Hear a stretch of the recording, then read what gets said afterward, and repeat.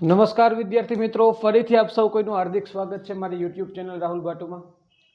વિદ્યાર્થી મિત્રો, આપણે વાત કરીએ છીએ ટ્રિગ્નોમેટ્રીની। ખૂબ જ અગત્યનો ટોપિક મેથ્સની અંદર, એટલે કે ત્રિકોણમિતિ। ત્રિકોણમિતિ એક આ એવો ટોપિક છે કે જે આપણે વિકલન, સંકલન, લક્ષ લગભગ મેથ્સના ટોપિકની અંદર કામ લાગતું હોય। તો ટ્રિગ્નોમેટ્રિક આપણે બેઝિકથી જોયા છીએ, 2 લેક્ચર આપણે એના કમ્પ્લીટ કર્યા કે જેની અંદર મેં તમને એની પ્રાથમિક માહિતીઓ ટોટલ આપી છે। આગળના લેક્ચરમાં આપણે પહેલેથી શરૂઆત કરેલી છે, એકદમ બેઝિક લેવલથી। તમે જે આગળના ધોરણમાં ભણીને આવ્યા એ બધા ફોર્મ્યુલાની આપણે ચર્ચા કરી અને લાસ્ટમાં આપણે એક વાત કરી છે એકમ વર્તુળની। ઓકે, હવે આપણે એની અંદર આગળ વધવાનું છે। તો એકમ વર્તુળની વાત થઈ ગઈ કે ભાઈ એકમ ત્રિજ્યાવાળું એક વર્તુળ બનાવવામાં આવે જેનું કેન્દ્ર ઉગમ બિંદુ રાખીએ તો યામ સમતલમાં આવું વર્તુળ તૈયાર થઈને એકમ વર્તુળો કહેવાય। પછીના 4 બિંદુઓ આપણે ચર્ચા કરી લીધી। માની લો કે આ એક્સ અક્ષ છે, આ ઋણ એક્સ અક્ષ છે, આ ધન એક્સ અક્ષ છે, આ ધન વાય અક્ષ છે અને આ ઋણ વાય અક્ષ છે। અહીંયા ઉગમ બિંદુ O00 છે। રેડી? આ છે આપણું યામ સમતલ। એટલે આને અનુલક્ષીને આપણે એક અહીંયા એકમ વર્તુળ આ રીતે ડ્રો કર્યું હતું કે જે અહીંયા જે કોઈ પણ બિંદુ હોય, આ બિંદુ છે ઉગમ બિંદુ 00, અહીંયા જે બિંદુ હોય એના યામ હોય 10, અહીંયા બિંદુ હોય એના યામ હોય 01, અહીંયા જે બિંદુ છે એના યામ છે -10 અને અહીંયા છે 0-1। આ બિંદુના યામ કઈ રીતે લખ્યા, કઈ રીતે આપણે મેળવા, એ બધું મેં તમને લાસ્ટ લેક્ચરમાં સમજાવી દીધું છે। ઓકે, હવે બીજી વાત ધ્યાનથી સમજજો। આ બધી જે માહિતી આપણે લખી એ હવે આપણે મગજમાં બેસાડી લેવાની છે। દર વખતે આપણે સિસ્ટમ નહીં આપીએ કે ભાઈ આ માપ 1 છે અને x અક્ષ ઉપર y યામ 0, બસ ફિટ કરી લો મગજમાં। આ સ્થાન 10, 01, -10, 0-1, 10, 01, -10, 0-1, આ મગજમાં એકદમ ફિટ કરી લો। ઓકે, ચલો બીજી વાત કે ભાઈ યામ સમતલની અંદર ટોટલ 4 ચરણ હોય। કેટલા ચરણ હોય ભાઈ? તો હું અહીંયા લખીશ પ્રથમ ચરણ। આ કેટલામું ચરણ છે? પ્રથમ ચરણ છે। શરૂઆત હંમેશા અહીંયાથી થાય। આ પહેલું ચરણ કહેવાય, આ દ્વિતીય ચરણ કહેવાય અને આ ચરણ જે છે એને તૃતીય ચરણ કહેવાય, એટલે કે આ ત્રીજું ચરણ છે અને આ છેલ્લે આ આપણું ચતુર્થ ચરણ છે। ઓકે, મતલબ કે એક્સ વાય સમતલ દ્વારા રચાતું સમતલ એ પ્રથમ ચરણ છે। X dash y, x dash અને વાય એના દ્વારા રચાય જે સમતલ એ દ્વિતીય ચરણ છે। એક્સ ડેશ વાય ડેશ એના દ્વારા તૃતીય ચરણ રચાય અને એક્સ વાય ડેશ એના દ્વારા ચતુર્થ ચરણ રચાય। ઓકે, બીજી વાત એક સમજાવી દઉં એની સાથે સાથે। માની લો કે પ્રથમ ચરણની અંદર જે કોઈ પણ બિંદુ છે, અહીંયા માની લો કે કોઈ એક બિંદુ હોય તો આ જે એક બિંદુ છે એ બિંદુના બંને યામ કેવા હશે? પ્લસ અને પ્લસ હશે। આ ખાસ મગજમાં રાખજો, એ બિંદુના બંને યામ ધન હશે। એનું કારણ શું? કારણ કે આ જે સમતલ છે પહેલું ચરણ જે છે એ પહેલું ચરણ ધન એક્સ અક્ષ અને ધન વાય અક્ષ દ્વારા બનેલું છે, એટલા માટે એનો એક્સ યામ પણ ધન હશે અને વાય યામ પણ ધન હશે। માની લો કે દ્વિતીય ચરણની અંદર આવેલું કોઈ બિંદુ છે, બી નામ આપી દો, તો દ્વિતીય ચરણમાં આવેલ બિંદુ એ એક ચરણ કઈ રીતે બનેલું છે? એ ચરણ જે છે એ ઋણ એક્સ અક્ષ છે, એટલા માટે એનો વાય યામ કેવો હશે? ઋણ હશે। એનો એક્સ યામ કેવો હશે? ઋણ હશે, પણ એનો વાય યામ કેવો હશે? ધન હશે, કારણ કે ધન વાય અક્ષ એની બાજુમાં છે। જો આ ધન વાય અક્ષ અને ઋણ એક્સ અક્ષ દ્વારા બનેલું ચરણ છે। તૃતીય ચરણમાં આવેલ કોઈ બિંદુની વાત કરો તમે, બિંદુ સી, તો તૃતીય ચરણ કઈ રીતે બનેલું છે? ઋણ એક્સ અક્ષ અને ઋણ વાય અક્ષ બંને ઋણ છે, બંને નેગેટિવ છે, તો તૃતીય ચરણની અંદર આવેલું બિંદુ ના બંને યામ નેગેટિવ જોવા મળે। એવી જ રીતે ચતુર્થ ચરણનું કોઈ તમે બિંદુ લ્યો તો એનો એક્સ યામ કેવો છે? ધન છે, જોઈ લો, અને એનો વાય યામ આપણને ઋણ મળશે। ચલો રેડી? તો ચરણ જે રીતે બનેલા હોય એ રીતે એ બિંદુના ધન અને ઋણ આ રીતે બિંદુના યામ નક્કી થશે। આ આપણે સિમ્પલ માહિતી મેળવી કે ભાઈ ટોટલ 4 ચરણ હોય, એમાંથી આ પહેલું ચરણ કહેવાય, આ બીજું ચરણ કહેવાય, આ ત્રીજું ચરણ અને આ ચોથું ચરણ કહેવાશે। આટલી વાત ક્લિયર થઈ? હવે આગળ વધીએ આપણે કે ભાઈ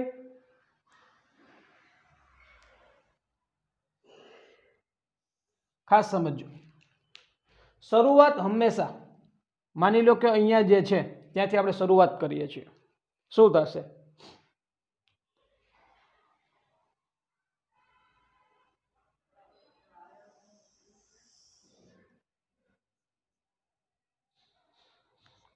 આ એકમ વર્તુળ છે. હવે એકમ વર્તુળ ઉપર અનંત બિંદુઓ છે. આપણે લાસ્ટ લેક્ચરમાં ચર્ચા થઈ કે ભાઈ એકમ વર્તુળ ઉપર બિંદુઓ કેટલા આવેલા હોય? અનંત બિંદુઓ આવેલા હોય. માની લો કે આ બિંદુ જે છે એના યામ પણ આપણને ખબર છે કેટલા છે? 1 0 છે. ઓકે, તો ઉગમ બિંદુ સાથે આ બિંદુએ બનાવેલ ખૂણો કેટલો છે? તમે કયો જોઈએ. ઉગમ બિંદુ સાથે આ બિંદુએ બનાવેલ ખૂણો કેટલો? એક્સ અક્ષની સાપેક્ષે 0 છે ને, મતલબ કે આ કહેશે કેટલા કહેવાય? 0 કહેવાય. રેડી? આ 0 કહેવાશે. આ 0 ડિગ્રી એમ કે લખી શકું. અહીંયા પહોંચી જાઓ તો આ કેટલા કહેવાય? 90 ડિગ્રી. કારણ કે તમે જોઈ શકો છો એક્સ અક્ષ સાથે આ બિંદુએ કેટલાનો ખૂણો બનાવ્યો? એક્સ અક્ષ સાથે 90 નો ખૂણો બનાવ્યો. એટલે આ કેટલા કહેવાય? 90 ડિગ્રી કહેવાય. ઓકે, હવે હજુ આગળ તમે આવો, આવી જાઓ, આ બિંદુ સુધી પહોંચી જાઓ તો આ જે ખૂણો છે, આ ખૂણો જે છે તમે જોઈ શકો છો 90 ને 90, આ બાજુ 90 અને આ બાજુ પણ 90, એટલે ટોટલ કેટલાનો ખૂણો બને? અહીંયા 180 ડિગ્રી બને. કેટલાનો ખૂણો બનશે? 180 ડિગ્રી. હજુ તમારે આગળ આવીને અહીંયા પહોંચી જાઓ આ રીતે આમ, તો એ ખૂણો તમને જો વ્યવસ્થિત સમજાવું તો ખ્યાલ આવશે. આ રીતે તમે અહીંયાથી શરૂઆત કરી, અહીંયા 90 પહોંચ્યા, અહીંયા 180 પહોંચ્યા, તમે અહીંયા પહોંચો છો તો કેટલાનો ખૂણો બનશે? આ ખૂણો જે બનશે 270 ડિગ્રી. કારણ કે 3 વખત 90 90 90 એટલે 270 નો ખૂણો બન્યો. અને તમે પાછા અહીંયા પહોંચી ગયા તમે તો એ હવે કેટલાનો ખૂણો બને? 360 ડિગ્રીનો ખૂણો બનશે. બસ વિદ્યાર્થી મિત્રો, આ વસ્તુને આપણે ખાસ સમજવાની છે. ઓકે, કોણ ખૂણો બનાવે છે? એકમ વર્તુળ પર અનંત બિંદુઓ આવેલા છે. એ આવેલા અનંત બિંદુઓ એક્સ અક્ષ સાથે કેન્દ્રની સાપેક્ષે એક્સ અક્ષ સાથે કંઈક ખૂણો બનાવે છે. શું બનાવે છે ભાઈ? કંઈક ખૂણો. કઈ રીતે હું વાત કરવા માંગુ છું? માની લો કે આ એક બિંદુ છે,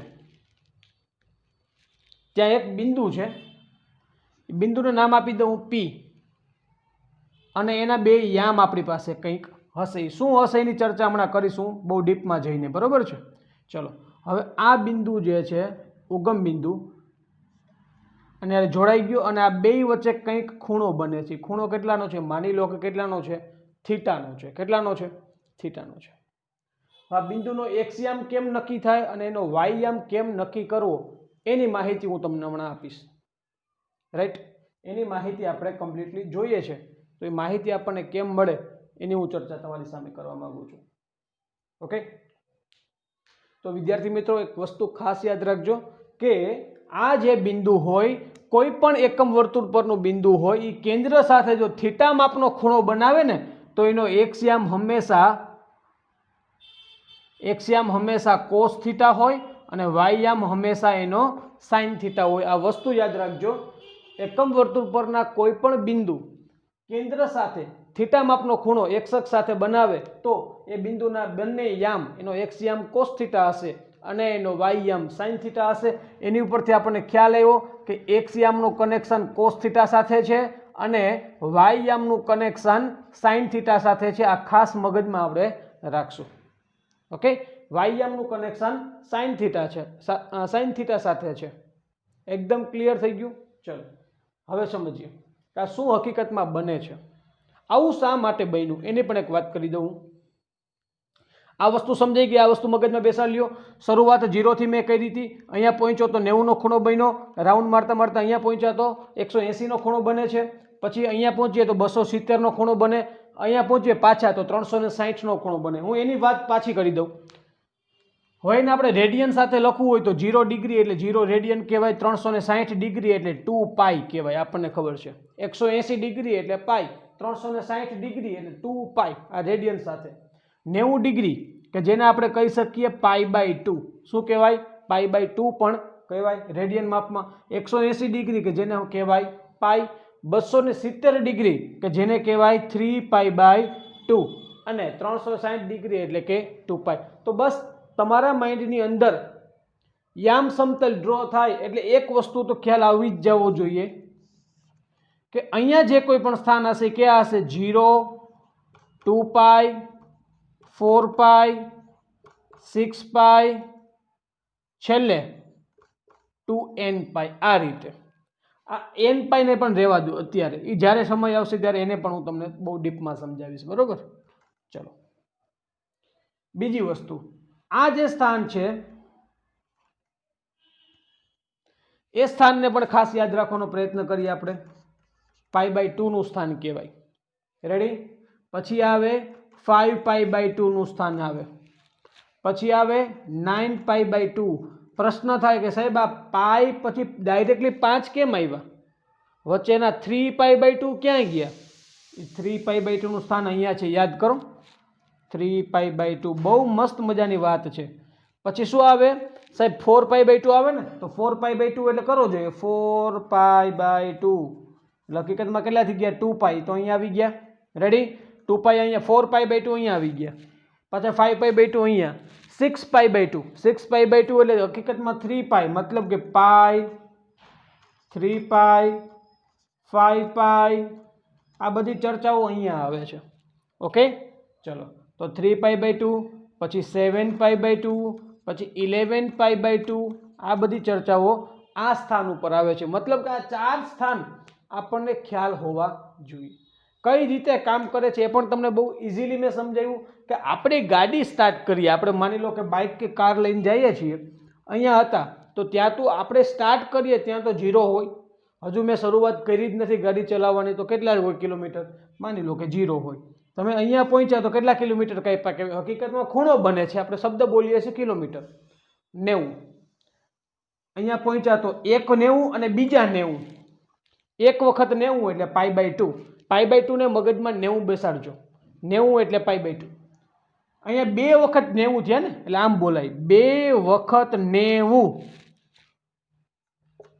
જવાબ શું આવે પાઈ એટલે પેલો જવાબ પાઈ આવ્યો પાછી અહીંયા પહોંચો 3 વખત 90 3π/2 પાછા પહોંચ્યા અહીંયા 4 વખત 90 તમે 4 વખત 90 કરો π/2 એટલે 90 4 વખત 90 કરશો શું આવશે 2π હજુ આગળ જાઓ 5 વખત 90 એટલે 5π/2 અહીંયા આવી જાઓ 6 વખત 90 બને છે 6 વખત 90 કરો 6 ગુણ્યા π/2 6 વખત 90 કેટલા થાય 3π હજુ આગળ આવો 7 વખત 90 એટલે 7π/2 હજુ આગળ હાલો 8 વખત 90 8π/2 કરો તો 2 4 8 એટલે 4π આવે તો વિદ્યાર્થી મિત્રો ખ્યાલ આવી ગયો આ આખી સિસ્ટમ કઈ રીતે કામ કરે છે 0 થી શરૂઆત કરીએ એટલે 0 થી અહીંયા આવી જાઓ π/2 આગળ આવો એટલે 2π/2 હકીકતમાં પાઈ કહેવાય આગળ આવો તો 3π/2 પછી આગળ આવો તો 4π/2 હકીકતમાં 2π કહેવાય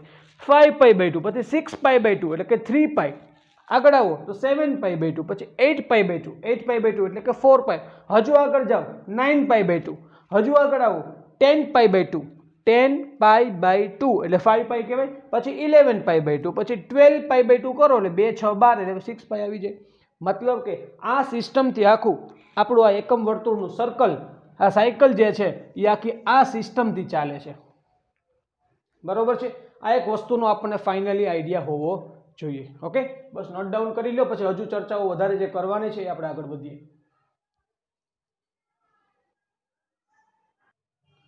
ચલો વિદ્યાર્થી મિત્રો ત્યારબાદ હમણાં થોડી વાર પહેલાં મેં જે થિયરી સમજાવી એને થોડા ડીપમાં સમજવાનો પ્રયત્ન કરીએ અહીંયા આપણી પાસે યામ સમતલ છે ધન x અક્ષ ઋણ x અક્ષ ધન y અક્ષ ઋણ y અક્ષ ઉગમ બિંદુ છે એકમ વર્તુળ પર એક બિંદુ આવેલું છે માની લો કે બિંદુ છે P P માટે અહીંયા થશે cos θ અને sin θ કઈ રીતે cos θ અને sin θ એવા મારે તમને ગોખાવવું નથી પણ સમજાવવું છે કે મેં ડાયરેક્ટલી કેમ cos θ અને sin θ લખ્યા હકીકતમાં પહેલા તો ત્યાં શું હતું cos θ કે sin θ કંઈ હતું જ નહીં પહેલા તો ખાલી આપણે યામ લખવા છે તો કેમ લખવાના હોય યામ એ સમજાવું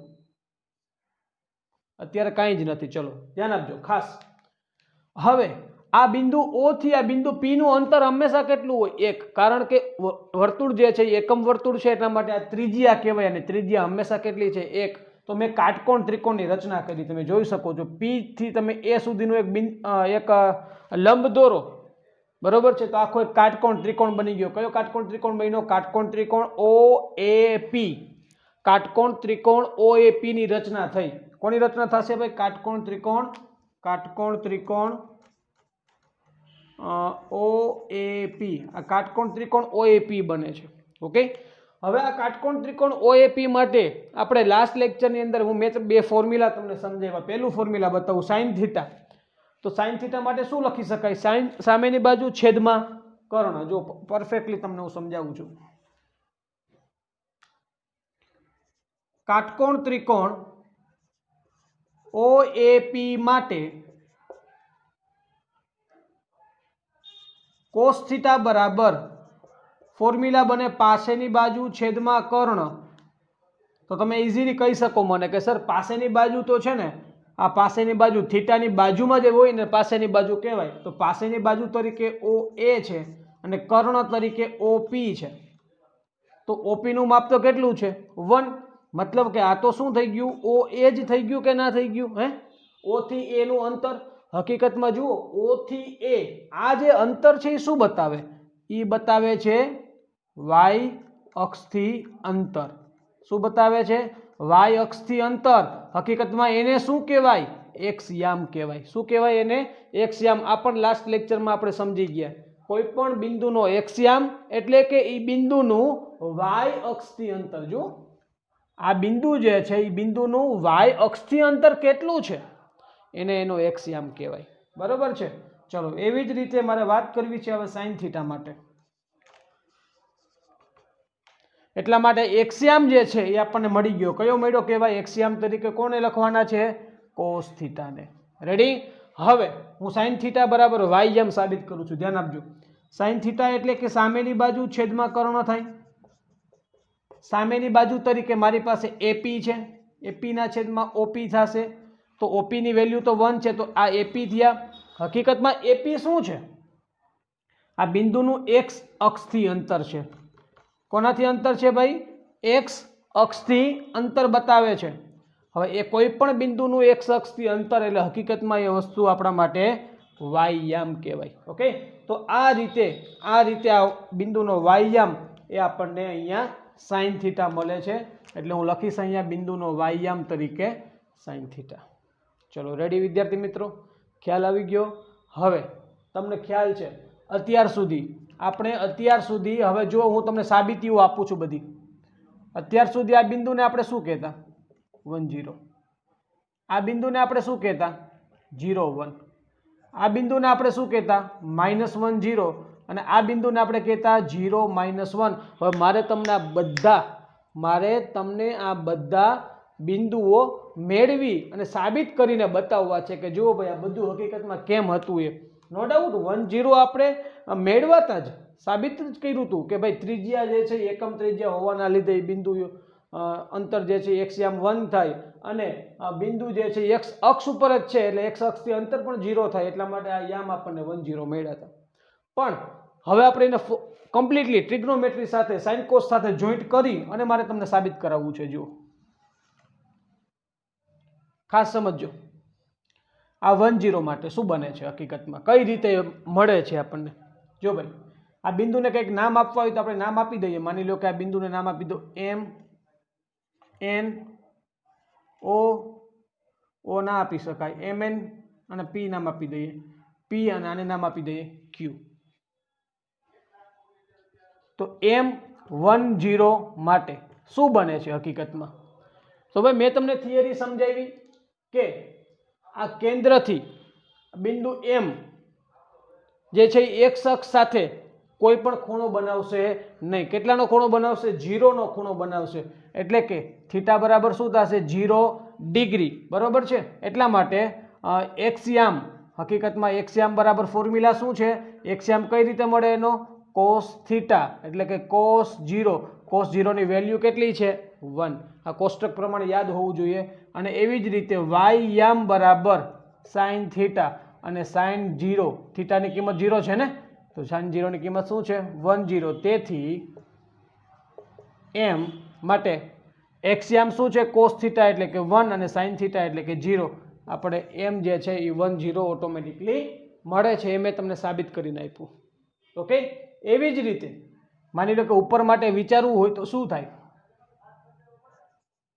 બિંદુ છે n 0 1 માટે થીટા કેટલા થાય π/2 અથવા તો શું લખાય 90 ડિગ્રી 90 નો ખૂણો બને છે ઉપર આ બિંદુ સાથે x અક્ષ જે છે x અક્ષ સાથે 90 ડિગ્રીનો ખૂણો બનાવશે જો 90 ડિગ્રીનો ખૂણો બનાવે તો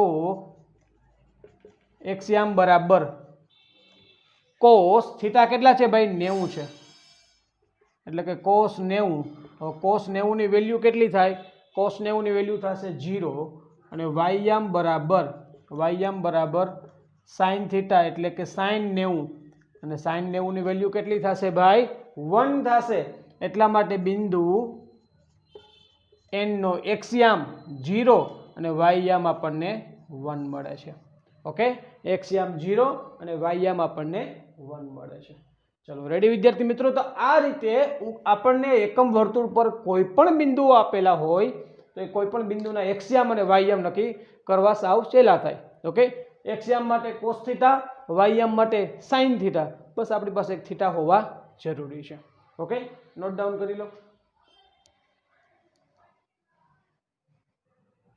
ચલો વિદ્યાર્થી મિત્રો ત્યારબાદ ખૂબ જ એક અગત્યના ટોપિક ઉપર આપણે આગળ વધીએ તો અહીંયા પણ મારે એ જ વસ્તુ લખવાની થશે હું અત્યારે યામ સમતલ બહુ મોટા સ્વરૂપે ડ્રો કરું છું બરોબર છે ચલો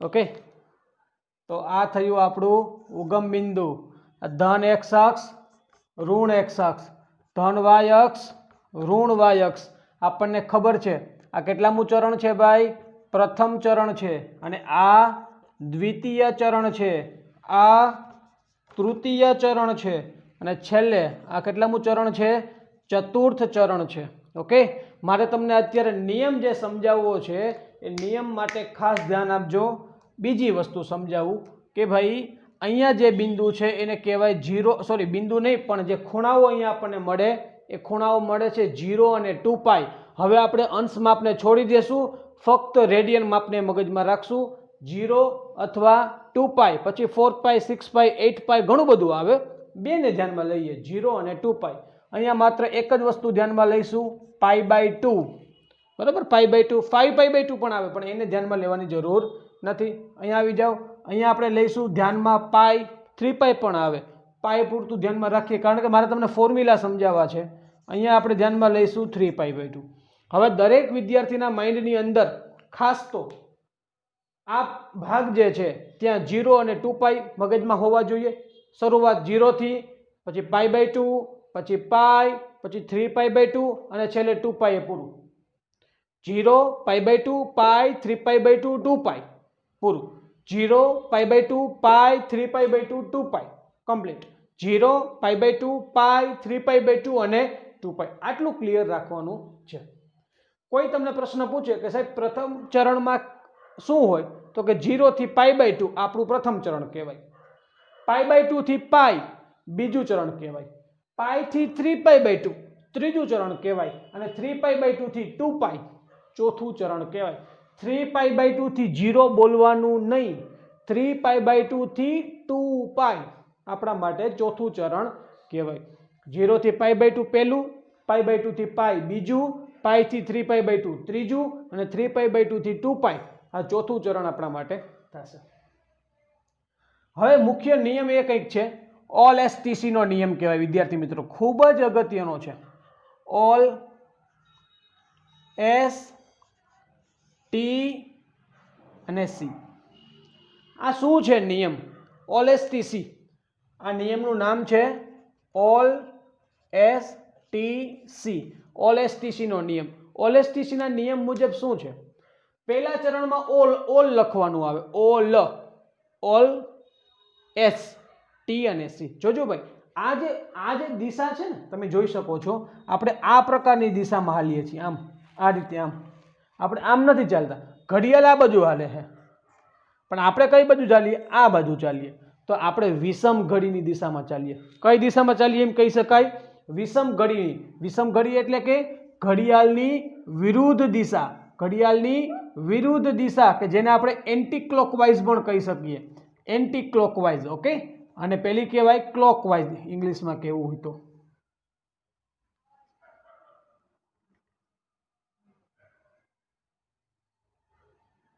ચલો, આ વાત થઈ ગઈ. હવે ઓલ એસટીસી પર શું આ નિયમ શું છે ધ્યાનથી સમજો. ઓલનો મતલબ એમ કે તમામ ત્રિકોણમિતીય વિધેયો ધન હોય. તમામ ત્રિકોણમિતીય વિધેયો એટલે કે sign, cos, tan, cosec, sec અને કોટ આ બધા કેવા છે? ધન છે. ઓલ પહેલા ચરણમાં તમામ ત્રિકોણમિતીય વિધેયોની કિંમત આપણને ધન મળે. ખાસ મગજમાં રાખજો, પહેલા ચરણમાં તમામ ત્રિકોણમિતીય વિધેયોની કિંમત ધન મળે છે. ઓલ બધા ધન. બીજા ચરણમાં આવો, બીજા ચરણમાં એસ છે. એસ નો મતલબ એમ થયો sine, sine, cos, tan, cosec, sec અને કોટ. તો આમાંથી કોણ કોણ ધન છે એની વાત કરી દો. આમાંથી એસ એટલે કે સાઇન ધન હોય અને એનો વ્યસ્ત જે છે ને એ ધન હોય. સાઇનનો વ્યસ્ત કોણ છે? કોસેક. આ બે વસ્તુ ધન હશે, બાકી બધા ઋણ હશે. ચલો રેડી. કોણ કોણ ધન હશે? સાઇન અને કોસેક. કારણ કે એસ નો મતલબ સાઇન અને સાઇન નો વ્યસ્ત કોસેક. આ બે વસ્તુ ધન, બાકીના ચાર ઋણ. આગળ આવી જઈએ, ટી માટે ચર્ચા કરીએ. ટી ફોર ટેન થશે. બરોબર, પહેલા હું બધા લખી નાખું. Sine, cos, tan, cosec, sec અને કોટ. હવે આમાંથી કોણ કોણ ધન હશે? T for tan. તો એક તો ટેન ધન હોય અને એનો વ્યસ્ત જે છે એ ધન હશે, બાકી બધા ઋણ હશે. તો સાઇન પણ ઋણ, કોસ પણ ઋણ, કોસેક ઋણ અને સેક ઋણ. ટી ફોર ટેન ધન અને કોટ આપણને ધન મળે. ત્યારબાદ સી માટે વાત કરીએ. All STC. સી ફોર શું થશે? જુઓ, sign, cos, tan, cosec, sec અને કોટ. તો અહીંયા શું થાય? સી એટલે કે કોસ. સી નો મતલબ થયો કોસ. ખાસ યાદ રાખજો, સી નો મતલબ કોસ થશે. એટલે કોસ ધન હોય અને કોસનો વ્યસ્ત સેક ધન હોય. બાકીના બધા ત્રિકોણમિતીય વિધેયો કેવા હશે ભાઈ? ઋણ હશે. બાકીના બધા ત્રિકોણમિતીય વિધેયો ઋણ હશે. વિદ્યાર્થી મિત્રો, આ થયો આપણો ઓલએસટીસી નો કન્સેપ્ટ કમ્પ્લીટ. અહીંયા આ કન્સેપ્ટ આપણે જે કમ્પ્લીટ કર્યો એને કહેવાય ઓલએસટીસી નો કન્સેપ્ટ. એકદમ મગજમાં બેસાડજો. પહેલા ચરણમાં બધા ત્રિકોણમિતીય વિધેયો ધન હોય, બીજા ચરણમાં સાઇન અને કોસેક ધન હોય, ત્રીજા ચરણમાં ટેન અને કોટ ધન હોય અને ચોથા ચરણમાં કોસ અને સેક ધન હશે. ચલો રેડી. આ થયો ઓલએસટીસી નો નિયમ. હવે ધ્યાન આપજો. પ્રથમ ચરણ માટે મારે વાત કરવી હોય તો પ્રથમ ચરણમાં કેવું સ્વરૂપ જોવા મળે? ખૂણાનું સ્વરૂપ કેવું હશે? તો દેશી વાત તમને હું સમજાવું કે ભાઈ પહેલા ચરણની અંદર આપણને ખબર પડે કે પહેલા ચરણનો ખૂણો કેવો હશે. પહેલું ચરણ ક્યાં આવેલું છે? 0 ડિગ્રીથી લઈને ક્યાં સુધી? 90 ડિગ્રી સુધી, અથવા તો 0 થી લઈને π/2 સુધી. તો આ પહેલા ચરણમાં જે કોઈ પણ ખૂણો હશે એ કેવો હશે?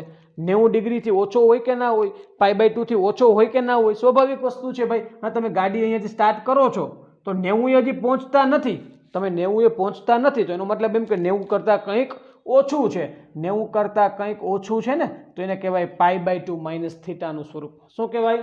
π/2 - થીટાનું સ્વરૂપ. ચલો, તમારી ગાડી અહીંયા પહોંચી ગઈ છે. હવે અહીંયા પહોંચી ગયા છો. હવે અહીંયા આગળ હાલો છો તો હવે શું કહેવાય? તમે 90 પહોંચી ગયા હતા, એનાથી આગળ આવી ગયા તો એને કહેવાય π/2 થી કંઈક વધારે આવી ગયા છો. તમે π/2 થી કંઈક વધી ગયા છો, એને કહેવાય π/2 + થીટા. ચલો રેડી. અહીંયા સુધી પહોંચ્યા. હવે અહીંયા હજુ તમે આગળ આવ્યા. અહીંયા શું છે? 3π/2. પણ અહીંયા પહોંચો તો 3π/2 થાય, પણ તમે અહીંયા ક્યાંક હોય તો એને કહેવાય 3π/2 - થીટા. તમે કાર લઈને નીકળ્યા છો, π/2 પહોંચતા નથી ને પેટ્રોલ ખલાસ થઈ ગયું, તો તમારે શું કહેવાનું કે ભાઈ π/2 માં કંઈક ઓછા છીએ, હજી π/2 થી દૂર છીએ, π/2 - થીટા. અહીંયા શું કહેવાય? π/2 થી આગળ નીકળી ગયા છીએ તો π/2 + થીટા. અહીંયા પહોંચ્યા છો, આમાં ક્યાંક 3π/2 થી દૂર છીએ, હજી પહોંચ્યા નથી, 3π/2 સુધી પહોંચ્યા નથી તો 3π/2 માઇનસ થીટા, અને આ બાજુ ક્યાંક આવવાની વાત આવે તો 3π/2 ને તમે ક્રોસ કરી ગયા છો, આગળ નીકળી ગયા છો તો 3π/2 પ્લસ થીટા. એકદમ કન્સેપ્ટથી સમજી શકાય એવી વસ્તુ મેં તમને સમજાવેલી છે, આ ખાસ યાદ રાખજો. ઓકે, પહેલા ચરણ માટે π/2 માઇનસ થીટા આવે, બીજા ચરણ માટે π/2 પ્લસ થીટા આવે, ત્રીજા ચરણ માટે 3π/2 માઇનસ થીટા આવે, અને ચોથા ચરણ માટે 3π/2 પ્લસ થીટા આવે. આ એકદમ બેઝિકથી સમજી શકાય, પણ મેં એના માટે પહેલા જ કીધું હતું મગજની અંદર યામ સમતલ માટે એક વસ્તુ ક્લિયર હોવી જોઈએ. અહીંયા 0, π/2, π, 3π/2 અને 2π આવે. ઓકે, તો પહેલા ચરણમાં તમે જાઓ, ખૂણો π/2 કરતાં કંઈક ઓછો એટલે π/2 માઇનસ થીટા, બીજા ચરણમાં જાઓ π/2 કરતાં કંઈક વધારે એટલે π/2 પ્લસ થીટા, ત્રીજા ચરણમાં 3π/2 કરતાં કંઈક ઓછો એટલે 3π/2 માઇનસ થીટા, અને ચોથા ચરણમાં 3π/2 કરતાં કંઈક વધારે એટલે 3π/2 પ્લસ થીટાનું સ્વરૂપ આપણને જોવા મળે. ચલો, હજુ મારે વાત કરવી છે આગળ કે ભાઈ અહીંયા પહોંચી ગયા તો હવે શું આવે? 2π આવે. હજુ તમે 2π થી આગળ જાઓ છો તો 2π થી આગળ ગયા તો એને કહેવાય 2π કરતાં કંઈક વધારે. તો આ સ્વરૂપ કયું થયું ભાઈ? 2π પ્લસ થીટા. 2π થી કંઈક આગળ આવી ગયા તમે. અહીંયા તમને શું જોવા મળે છે? પાઈ જોવા મળે. શું જોવા મળે? પાઈ. તમે માની લો કે અહીંયાથી તમારી ગાડી આવે છે આ બાજુ, તમે પાઈ સુધી નથી પહોંચતા, પાઈ પહેલા અટકી જાઓ છો, પાઈ સુધી પહોંચતા નથી, પાઈ પહેલા અટકી જાઓ તો એને પાઈ માઇનસ થીટા સ્વરૂપ પણ કહેવાય કે ના કહેવાય? તો કે હા કહેવાય. ઓકે, ચલો હવે અહીંયા પહોંચી ગયા, પાઈ સુધી પહોંચી ગયા. હવે પાઈથી આગળ જાઓ છો ને અટકી જાઓ છો, એનો મતલબ એમ કે તમે પાઈને ક્રોસ કરી ગયા તો એને કયું સ્વરૂપ કહેવાય? પાઈ પ્લસ થીટા સ્વરૂપ પણ કહેવાય. ચલો હવે તમે અહીંયા આગળ જાઓ છો, અહીંયા 2π છે આપણને ખબર છે, પણ 2π સુધી પહોંચતા નથી અને એની પહેલા અટકો છો ક્યાંક તો એને કહેવાય 2π માઇનસ થીટા. તો આ થયા બધા ચરણ માટે બીજા સ્વરૂપ. તો એ પણ એકદમ ઇઝીલી યાદ રહી જાય. અહીંયા 2π થી આગળ વધવાની વાત આવે તો 2π પ્લસ પહેલા ચરણ માટે, બીજા ચરણ માટે પાઈમાં કંઈક ઓછા રહેવાની વાત આવે એટલે પાઈ માઇનસ થીટા, ત્રીજા ચરણ માટે પાઈ થી કંઈક વધી જાવ છો એટલે પાઈ પ્લસ થીટા, અને ચોથા ચરણ માટે 2π માઇનસ થીટા. ઓકે, ખાસ ધ્યાન આપજો. હું ફરીથી 4 ચરણ માટે બબે સ્વરૂપ ભેગા બોલું છું. હવે જોડે બોલીશું.